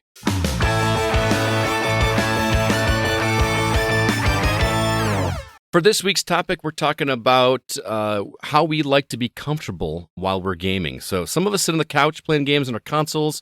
Some use a gaming chair or gaming PC desk. Some listen to music or podcasts. Some have every light in the house off. Everyone has their own way to be comfortable, and we're going to share with you what makes us settle in and enjoy our favorite games. Brian, how do you like to be comfortable when you game? So it used to be I played a lot of PC games, so totally different configuration. But for me, it was obviously a really good chair, got to have a good mouse, all that. But I was one of those people where I never had arms on my chair. So like if I bought a chair that had arms, I would remove them. Because I got long orangutan arms and I need range of motion with my elbow. Otherwise, I get restricted. I played like a lot of Counter-Strike and that stuff. I needed to be able to swing that arm around. And It didn't make any sense to any of my friends or peers, right? Because they wanted to rest their elbow and just move their hand around. But probably it depends on your sensitivity, your mouse settings and all that. That's how it worked for me. But in today's day and age, if I'm just playing, PS5 or Switch, or whatever, I'm just on the couch. I want to be comfortable. I'm like a lot of people where it's like, here comes the boss. You got to lean forward a little bit, right? Your posture starts to get a little straighter. Your eyes sharpen a little bit. We all do that. I will do the whole podcast on the side thing, but only if it's something I've played before, something that really does not require my attention. But for the most part, I want to hear the music, even if it's just background ambient music. I want to feel like I'm part of the world and immersed in the world. I'm with you there. I listen to podcasts or music on games like when I started getting into hour 40 or 50 of Vampire Survivors, I didn't really need to listen to that music anymore. I was just, so I needed something to keep me entertained. I mean, not that the game wasn't entertaining, but it was very repetitive, and I just wanted to, get those things off my checklist. So that's when I started listening to audiobooks, actually. But yeah, I'm with you. For the most part, I am listening to the game audio for sure. What about like food? Do you eat any food while you're gaming? So not too much. Try to keep the hands clean. I'm not immune from doing it. I will do it, but try not to have spicy Cheetos or whatever is out there, right? You don't want to mess up that controller. Exactly. I try not to. I really try not to. Same here. What about you, CB? How's your comfort gaming? Ooh, see, it depends. This, for me, this really depends on the style of gaming that I'm doing. Okay. If it's retro gaming, I have my playlist. You've seen my playlist. It's ridiculous. That's true. He actually has a music playlist that he plays whenever we play old school games. Especially if it's any type of score grab. I actually have a 6-hour playlist that I will sit there and just go to town. Weren't you playing that when you were playing Dr. Mario? Yeah, that Dr. Mario run I did. Yeah, just popped it in and here we go. Have you ever read the book Armada by Ernest Cline, Brian? It's on my shelf and I haven't opened it yet. I'm one of those people. It's so good. It's really good. I know. I need to. But he has playlists in that book. The Raid the Arcade playlist. Raid the Arcade playlist. So yeah, that always makes me think of CB whenever I read it. Well, that's where I got that inspiration from, and it legitimately works. So because there's a couple of the songs on that playlist that have made it into mine, but I have. You know what? I might actually just write an article on my thoughts on playlists when it comes to marathon gaming. Okay. What kind of playlist do you listen to while you're marathon gaming? Or what would be your top 5 tracks that would go on a Raid the Arcade playlist? Top 5 record. So yes, I love it. Thank you for that reference, by the way, Scott. Yes. But if I'm playing something like a story-based game, most people will stare at me. I sit on a couch in a very uncomfortable way. I lay down, feet hanging over the arm. I've got a bad knee, so I don't think I've seen this. Well, most of the time when I play story games, you aren't there. That's true. That's true. I've got a crap knee, so if I always have to have my feet up when I'm playing. But over time, that leg, just aches. So, but yeah, I'm definitely I have to have my feet up, and I like the lights off. So then, I can just focus. Yeah, I don't like the outside distraction. I'm with you, man. But see, unlike you, I can shut my phone off. My phone is off right now, sir. My phone is off right now. Oh, it's a Christmas miracle. I've been sticking to my New Year's resolutions. You haven't been updating your page. I need to update. I need to update that. But yeah, very very much lights off. I actually use these headphones, my EPOS headphones, because they're noise canceling. Everything. I don't like the outside distraction because when I'm playing a story game like that, I want to be immersed in that world. So, and I know we've talked about it before, where certain games will break that immersion, and it just kind of ruins some game Mhm. experiences for me. So, but yeah, so that, and then I like my Dr. Pepper and Skittles. Skittles. All right. Yep. Because then you don't Get get some the, Skittles. don't get the sticky fingers. Well, just put them in a cup, man. You're not going to get any sticky fingers anyway. No, tactile sensory. For me, and CB, you can confirm this, but I game on a leather couch that is literally right behind me right now. That It has is the a- bottom blown out, and you like morph into the couch. It's not actually blown out. It's just that you just sink into this couch, like legit.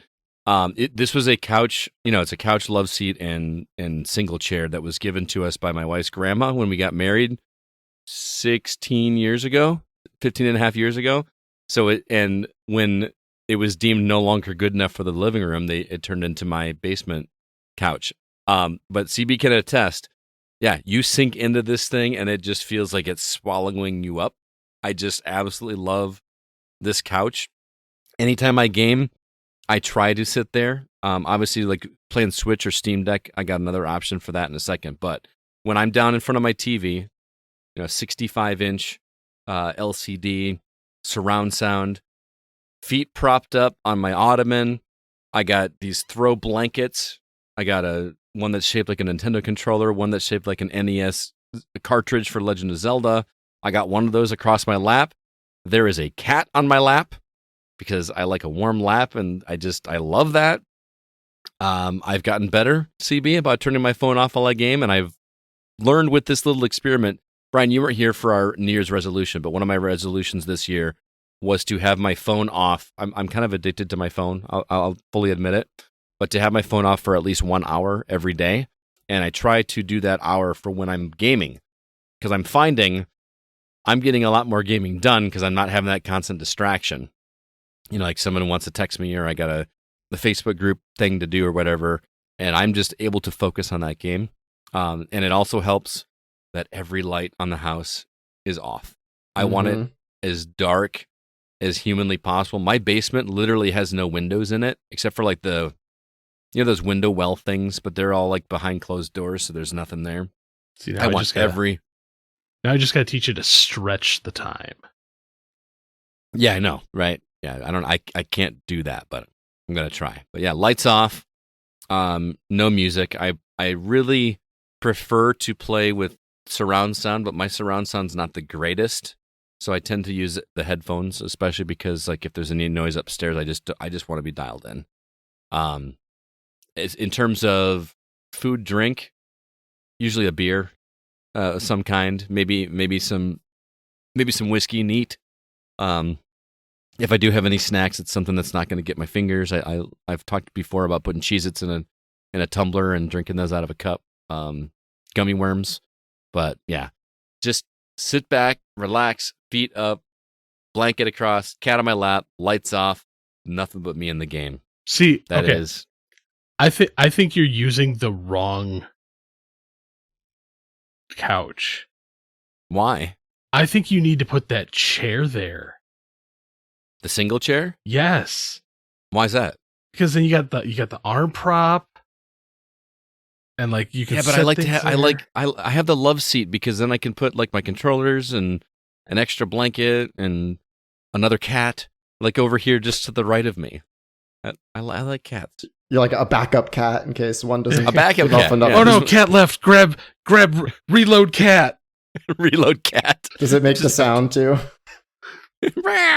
Scott picks him up like both legs. Just reload cat. Reload cat.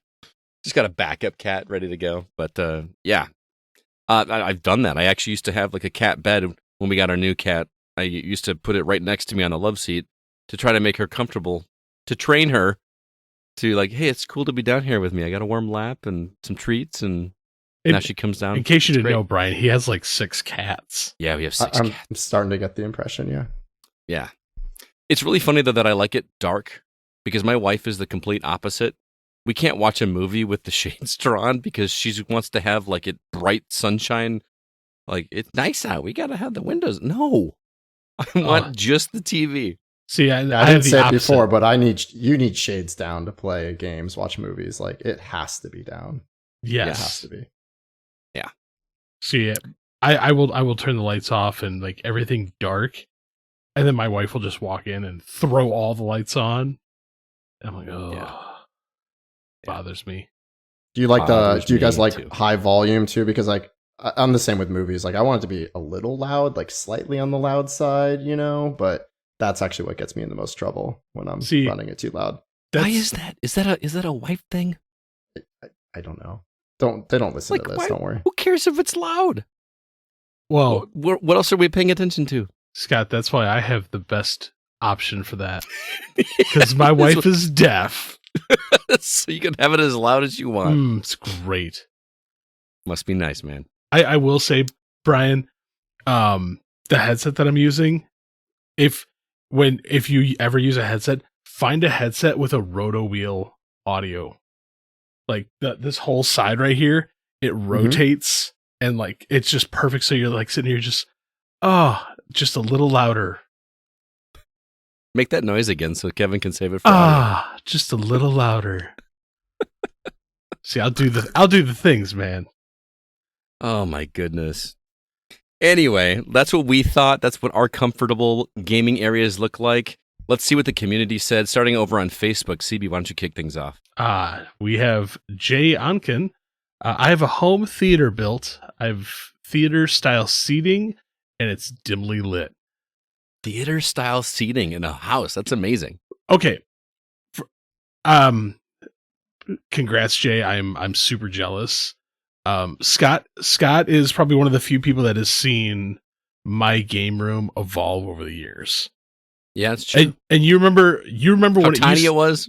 Well, in the very beginning, and there was that crappy futon, and we were, oh yeah, but it was like the TV was at the bottom of like right behind the bottom of the stairs, and then I moved it into the other room. We got rid of the futon. We had the couch down there, and then the couch broke, and then it was just individual chairs. Because remember, for a while we had lawn chairs down there. Yeah, I remember that. We had like those camping chairs, like the ones that chairs. like fold up into like whatever, and you kind of spring them out. Yep. And now I have wooden table chairs around a giant table. Yeah. Yeah. I can't wait till summer so I can finish the garage so we can get the D&D stuff out to the garage. Yeah, I'm because looking forward to that as well. Like Jay has, like I want theater style seating in that room. Yeah. I want 6 chairs, but specifically I want the Ready Room chairs from Top Gun. Ready Room. So Top Gun, when everybody's sitting there for the briefing and they have the chairs the tables, the table piece that like slides into the side and then rotates up and over. Oh, okay. I want those. I want 6 of those. Like school desks. I was gonna say, doesn't that just remind you of taking a test? That doesn't sound really well, no, fun. because if you look at those chairs, they're metal on the sides, but they're actually like super plush cushions on the back, the butt, and behind the legs. I love how CB's idea of being comfortable is let's sit on a folding chair. It's about the games, man. If you're too comfortable, no, it's about Top focus. Gun. Let's be honest. You just want Top Gun. Anything you can do to make anything like Top Gun, you're in it. Hey, man. That's why I have that 3D TV. Was because of 3D Top Gun. I did watch 3D Top Gun with you. That was pretty amazing. Yes, it was. Hey, Brian, why don't you take the next one over from Nick Brown? Yeah, Nick Brown from Facebook says, depending on if it's after bedtime or daytime gaming, I have surround sound. I position a chair in the middle of my speakers and darken the room. If I need to be quiet, then I use my nice headphones and get after it. So yeah, I can, on the chair front, when I was about 10 years old, I also had one of those like chairs that sits like right in the middle of the room type thing. For me, it was, we had an old Winnebago camper thing and it had like a chair with like the metal pole underneath it and the wheels, like one of those wheelie chairs. Yeah. And I took a wrench and I took the pipe off and the legs and everything. So basically it was just this comfy couch looking chair, so like single seated chair on the floor with a really high back. And it was always right in the middle because you can move it anywhere. And of course nowadays, for a while now, right, we have these like gaming chairs that it's that, right? But it's those Like L-shaped the chairs. rockers. Yeah, the little rockers that sit on the floor, and like it's one of those things where like it's that and my Nintendo Powers that I regret throwing out the most. I don't know where I would have put this chair when I was moving around in my life, but those Nintendo Powers, it's inexcusable. But yeah, I feel you on this. I don't have a surround sound. I feel like I'm missing out. So Nick is onto something with the surround sound for sure. Yeah. It's weird. Like I don't like sitting on the floor normally, like just sitting on the floor, but those L-shaped rocker chairs that you're talking about, there's something super comfortable and freeing about that. Just like your feet on the ground, because you can lean back to any degree that you want to, you know, especially if you can prop up against something to get that perfect angle, looking up at the TV and just playing. I do like that. Yeah, as long as your TV's not too high, right? Right, yeah. That's why you got to get one of those giant oversized beanbag chairs. Those are comfortable too. I know. Those are good. But how do you lean forward for a boss fight in a beanbag chair? That's like you're standing up at that point, right? You shift your pelvis forward, like bunch it up behind you. You're definitely pausing the game before you lean forward in the beanbag chair. It's like, ooh, right? Okay, gotta get ready. Yeah. Get your squats in. Anyway, let's go on to the next one from Sean Coates. Sean says, a while back, I decided to ditch my bulky and nearly falling apart sofa in favor of 2 reclining chairs for the living room, which is where I do pretty much 99.9% of my gaming. Our chairs are so comfortable that more often than not I tend to pass out while gaming, controller dangling loosely from my hand. It happens so frequently, I set my console to auto shut off after 1 hour of inactivity. It's so funny that Sean mentioned this because I actually had this happen this weekend. I was playing Gears 3 with Joel, and we started early enough, but I was so tired. About 10 o'clock, I just started dragging. And I was like, no, but I know Joel wants to keep playing. I got to stay awake as long as I can. And I'm not joking. I was nodding. I was doing the jerk. I'd wake up and find myself running against a wall. You know what I mean? Like, and I finally was like, Joel, after this chapter, can we go to bed? I gotta go to sleep. I'm literally falling asleep. And he's like, yeah, it's fine. So, but yeah, I don't get to game in my living room like he does with the 2 chairs. Because, if I'm going to game upstairs, that part of the house. Yeah, there you go. I do play my Switch and Steam Deck up there, which is one thing I mentioned earlier. That I've got the reclining seat and the chair that like you can make. You know how when you have those recliners that you can like push your head back and make it go back even further. That's where I do my handheld gaming for sure. But mostly it's in the basement. Yeah. All CB? right. Moving along. Nate Kramitsky. Nothing special here. I like to relax in my recliner. I do have a very high quality television. It makes the visuals in a video game pop. Sure does. It's funny because Sure does. I have that giant recliner in my living room. Mm-hmm. And I keep forgetting that it's there. I keep forgetting to just sit in it. I always sit on that couch, man. Love my couch. Pretty funny.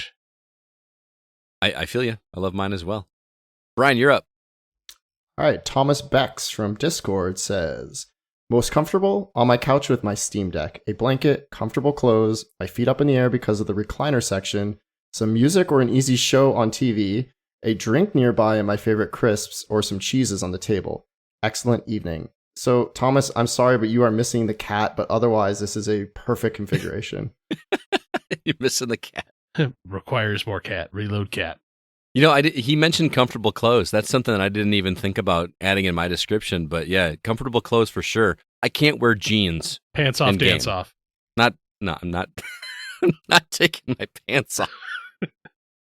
I'm just sitting there with no pants on playing games. No, it's like sweatpants. I have gaming themed pants. I don't know if you guys still can wear see. like boxers or something, man. I got Nintendo controller. Dude. Well, yeah. I don't like to just boxers. I gotta have like pants, comfy pants, man, fuzzy pants. Since fuzzy britches. You and I both know Thomas. Like we've met Thomas. We've talked with him. I'm just imagining Thomas with like a cheese board next to him, like a charcuterie board, just like sitting here playing his point and click adventures, just like a slice of brie. He's got a little toothpick, like a fancy toothpick, picking those up. I like it. Thomas is a fancy dude. He is. Bill Gardner says, laying back in the recliner and playing on my OLED or a handheld early morning and later at night when no one else is awake. I have a really nice PC, but it's not as comfortable, so I don't really use it much, mostly for the reason. I enjoy the game of upgrading and building it more than actually using it. That's something else we didn't talk about, like time of day. He said early morning, late at night. I'd like to play late at night, but my basement is not far below where my wife sleeps, and if I'm gaming with friends, I don't care how quiet I am, she can hear me and will text me and yell at me to be quiet. So I prefer early in the morning because she gets up at like 4 or 5 and goes running usually. So when I have the house to myself and I can play as loud as I want or talk as loud as I want, the problem is that nobody else is up that early in the morning to play with me. So I just got to do my single player games there. It's because you're psychotic. I'm psychotic? Yes. Hey, you want to get up at 4 in the morning and play a game with me? No, man. No, I don't. You got to take advantage of the time you have. Seriously, man. Oh, see that. And it's funny because Scott will attest to this, but somehow I have cracked the code because I always seem to have more time to game than he does. Well, yeah, because you can game at work. Don't hate. Yeah, like if I could game at work, I'd get a lot more gaming done, man. You have more video game stuff in your classroom than I do. I can't use them. Says who? Here, children, kids, let me just teach yourself some math. I'm just going to go play some games in the corner. Let me just wheel the TV card in this week, and we're going to watch a movie. The syllabus is just a list of games that you've been looking to play. It's just your backlog. Right. It's the history of video games 101. We're just going to teach them. It all started with this guy named Bear. Anyway, yeah. Early morning is where it's at. That's actually the cat thing. I don't know if I've told this story. My cat that I don't have anymore, she's my favorite cat in the world. She used to love sitting on my lap so much that she would wake up. She knew the sound of my coffee maker. Like I had a Keurig back then. She knew that the sound of a Keurig on Saturday morning meant that I was about to go downstairs because I would make myself a cup of coffee and go right there. She would come into the kitchen and meow at me until I finished making coffee, and then she'd follow me down the basement, wait for me to put a blanket on my lap, and jump on there, and she would just sleep there for hours. Coolest cat ever. So, like, that's also kind of why I like the mornings as well. I didn't think about time of day. Anyway, CB, you're up. Oh, let's see. Brandon Lloyd. I have an upstairs game room, love seat, recliner with cup holders, 65-inch OLED, 6 feet from the couch and 7.1 speaker system. Mm-hmm. The room is fully dark when gaming. I rarely listen to anything when gaming. Sometimes podcasts for games that don't need audio all the time. You know, I think I misspoke. My TV's an OLED, not an LCD, right? Yes, yours is an OLED. Yeah, mine's an OLED. So is mine. Yep. But yeah. And see, I think we've hit that theme. Like everybody's like, I need it dark, because like you need those colors to just like they don't show up well. Perfect saturation. Like if you get that light shining through just like the wrong angle across the TV, you miss so much stuff. Dude, nothing like drives me crazy more than a glare on a TV screen. I don't care if it's a movie or TV or anything. I hate that. I mean, and it's compounded with gaming because it's critical to the actual gameplay, right? Like in a movie, it just makes it slightly less enjoyable. In a game, you might miss an essential puzzle piece, and then you waste an hour in the game, and then finally go back to that room when the sun finally sets, right? Weren't you the one talking about playing a game on a 9-inch monitor? That was a problem, and I had the lights all the way off. I mean, the problem is it's an older 9-inch, though, and this is the only game I've played was full quiet on this 9-inch, so I didn't know what to expect, and like the character has like multiple tones of like red and brown, and he just looks like a red blob on my screen, so I already knew it was problematic, and I just tried to tough it out, but that's on me. Ah, okay. Yeah. I'm just giving you a hard time. And you're up, Brian. All right, so Alan Sheck says, couch, but needs to be close or a large TV. Lights off, surround sound, no distractions. I'm in it for the immersion. Yeah, so the thing I can relate here is the immersion piece, right? I'm the kind of person where if I'm playing a game, I'm watching a TV show or whatever, like, I don't want anyone talking. I want it quiet, right? Especially if it's something I really, really am interested in. But of course, I violate this rule when my wife and I are watching shows together. I'm the one talking through the entire thing, which makes me a bad person, I guess. I'm like, no, it's about us talking. That's what makes the show fun. Hey, did you I'm a know hypocrite. that this person did this? Yeah, spoiling things too. Yeah, I try not to do that. Or ask questions about what happened while you were talking. My wife loves it when I do that. Oh, God. Yeah, my brother was notorious for that. Like, as soon as TiVo first came out, he's like, finally, I can talk through everything, hit pause, rewind it 30 seconds so you can rewatch the thing that you barely understood and I missed. It's like, now that we can pause TV, right? Everyone's getting away with this behavior. Yeah, right? Yeah. Drew Ross says, when gaming on my Series X, I play on the big screen in the living room while sitting on our couch reclined with my feet up. If it's a game I don't need the sound, I'll listen to podcasts or music while I play. As for playing the Switch handheld, I like to lay in bed and relax while playing. I actually do that on occasion too, but my struggle with is, I don't know why, but I can't like just get into bed and lay down and fall asleep. I have to like fall asleep watching something. Like I've been watching Scrubs lately. I just love falling asleep to that. The problem with gaming in bed is that I wish I could power down the Switch, set it down, and then just go to sleep. But the problem is to turn off the Switch, you have to hold it down 5 seconds, wait for the sleep mode thing come in, put that down, put it in my case. Now make sure my phone is plugged in, and by the time I get back, with my head on the pillow, I'm awake again. And I have to, so I pull up my phone and I'm watching the show or something. So I need to just learn how to like just set the Switch down and don't do anything else and just get into bed. But I can't game laying down in my bed. Don't you have your PlayStation 5 in bed in your bedroom? I sit on the edge of the bed. Do you really? There's no way that's comfortable. It's fine. That's why. Okay, I don't know about you, but like my wife has an ungodly amount of pillows, so I just like make a mountain behind me. Oh no, we just got 2. One for me, one for her. Oh no. I love how the subtext of this whole episode is what our wives do. But it just this is like every week. I mean, their goal is to make us as uncomfortable as possible, right? Yeah. So well, it especially fits in with during the category. Gaming sessions. Oh yeah. Oh, this week, I swear there is a trigger on my seat that is connected via Bluetooth to my wife's phone that whenever I sit down there, she gets an alert on her phone that says, I need to call Scott. Oh, no. I'm pretty sure when you sit on that trigger, it says, I need to vacuum. Oh, that too. You've been there for that. I've been there multiple occasions for that. Yeah. Yep. Anyway, who's up? CB, I think you're up. Oh, let's see. You just read for Drew, right? Yep. Yeah. So, Jakey-san. In my game room, I'm either at the PC in a gaming chair, or if I'm on the consoles, or, on a 65-inch TV and a recliner. Usually I'm reclined out, but for some reasons when I play COD or Fortnite, like a hardcore type FPS, I need to lean forward with that gamer hunch. Like, okay, I'm surprised that like we all don't have like permanent scoliosis from just like leaning forward, like, oh yes, this is how we game. I swear I still have an elbow injury from when I'm a kid, like making the controller jump. Yeah, we all did that too. Do one of these. I'm gonna make Mario jump. Yep, there he goes. There he goes.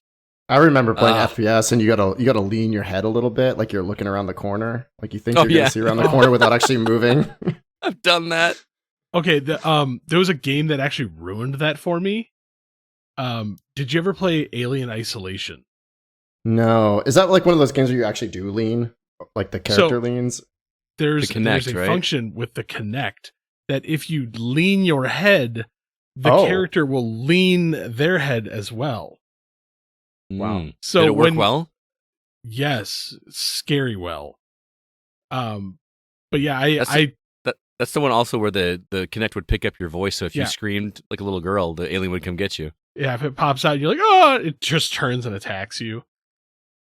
But yeah, so the leaning the head, I do that still to this day. Sometimes I'm just like, that's funny. There we go. That's hilarious. All right, Brian, you're up.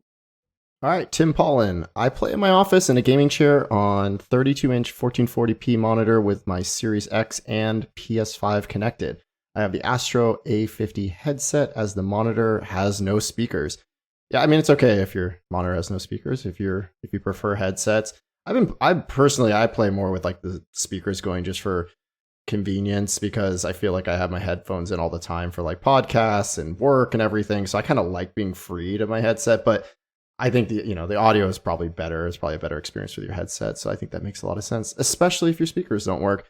I don't know how you're playing with both your Series X and PS5 connected at the same time. I hope you're not actually trying to play both of these at the same time. I don't think that's what you meant. No, but that's what you meant. Yeah, and I've been trying to play in my office a little more too. I have this tiny office that I'm in right now. Not complaining. I'm happy to have it. It's just kind of nice to have your own little space, but that's just like my NES space right now. Ah, gotcha. Nice. And our last comment comes from Mr. Jacob Gunderson. He says, picture it. South Beloit, 1998. Comfort means I'm sitting cross-legged on the carpeted floor 5 feet away from a 13-inch TV that barely has color. If you look past the static, you can sort of make out Mario. I'm playing with very little sound as to not disturb my mom who's watching the news next to me. Life is simple and good. You know, I actually can relate to Jacob. I think I was playing on a 13-inch screen. It was color, but like that's what I played Super Nintendo on. Like, you know, my brother and I had a 13-inch TV. I remember when I upgraded to a 20-inch I bought just for my own bedroom. I was living large, man. We had a 32-inch in the living room, and that was like, whoo, 32 inches. But that 20, yeah. I think I beat Super Metroid on a 13-inch screen with my good buddy Roy at the time. Both of us hunched over just watching that game together. That's good stuff. Cross-legged on the carpeted floor too. It's crazy how like that was just the norm. Like the thought of like sitting on the floor for that long cross-legged and at my age makes me. Oh, it immediately makes me just like, oh, cringe. Your knee's probably just hurting thinking about it, right? Yeah. No. You want to, and Scott can also speak to this as well. We have a friend in common that sits in the most unconventional way, and it just immediately makes me hurt. She basically sits like a Japanese person. Christina. Oh, like feet touching your butt, kind of like sitting back, like squatting. Yeah. Christina. Oh, like in a squat. Yeah. She will sit there and literally just squat. Feet. We call it perching. Yeah. Wow. She'll be on a chair perching. Yep. And she'll just sit there for like hours, and I'm like, I don't know how you could do that. Like, it just looks painful. Yeah, but she's like, I find it comfortable, and I'm like, that's how she works. Like, she sits at her work desk and just perches on her office chair, and that like whenever we were starting to get the podcast together and we get together to work together on stuff, she would just sit at my desk and like L from Death Note. Like, it just sounds so uncomfortable, but I mean, it works for you. But she's like, it's comfortable. Yeah. I don't get it. It's kind of nuts to me. So anyway, that was our topic for the week. Thank you, everybody that wrote in. That was a lot of fun. Next week, we're going to talk about defining what makes a gamer a gamer. I feel like that's going to be kind of a controversial topic because that word gamer has some negativity thrown around about it and not in the way that you think. But we're going to be talking about that next week, so stay tuned to Facebook, Discord, Twitter, and TikTok. Don't forget our TikTok channel, @TheGoCast. We post clips from these episodes on there as well as our topic each week, and we'd love to have some comments over there to get the ball rolling. But that is going to do it for this episode of The Gaming Outsider. Brian Riggsbee, thank you so much for joining us today, man. It's been a lot of fun. Yeah, I really had a great time. Thank you for having me. And if you want to find me on the internet, you can find me on Twitter @Brian Riggsbee. You can also find me on Instagram. It's Retro Gamebooks there. You should check out retrogamebooks.com if you want to see all the different things I have for sale there. Got some new projects in the works, as I said at the top of the podcast. Lots of books available. So we got, the Metroid one and lots of fun swag that comes with these things, like trading cards and stickers and posters and all that kind of cool stuff. Like Rygar is like a whole set, custom artwork, all that kind of good stuff. And I've done notebooks and stuff like that and wax packs in the past. I'm working on some new stuff, like I said, and don't want to spoil the surprise, but Not only is one of the books really fun and light and cool, but it's going to come with a bonus item that I'm somewhat more excited about than the book itself. If that makes any sense, but Nice. you'll see. Also have ebooks available on the site if you like digital. I'm a physical person, but cheap digital, it works. It gets you in there. You can also zoom in on those maps a little more, which is kind of nice. And I have a newsletter on the site, so don't worry. I don't spam people. I send a few emails a year if you want to just know about new releases, restocks, and discounts, that kind of good stuff.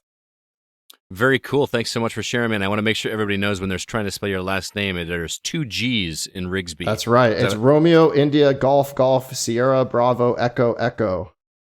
There you go. Brian Riggsbee. For that, because I always appreciate people that will use that. I only learned it from my last name. Oh, jeez. I do it wrong whenever I'm on the phone with the company and they want me to spell my name. I'm like, Romeo, Igloo, George. Like, I just do whatever. I probably just got one wrong too. I don't even really know. I do it on the phone too, and then they're like, "Sorry, what?" And then I just spell my name. I realize it actually makes it worse for some people. Right? Yeah. I don't know how you misspell Clark. I guess you put an E at the end of it. Some people. It's the E. Yeah. Scott, try growing up with my last name. Yeah, Behrensmeyer is a little tricky to spell. I've done it pretty regularly, but yeah, I totally get it. Anyway, everybody, thank you so much for listening.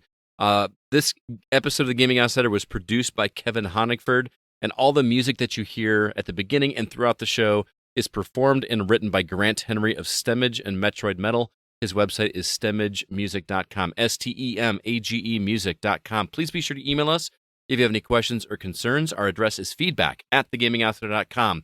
Brian, before we get out of here, do you have any non-gaming recommendations for our listeners?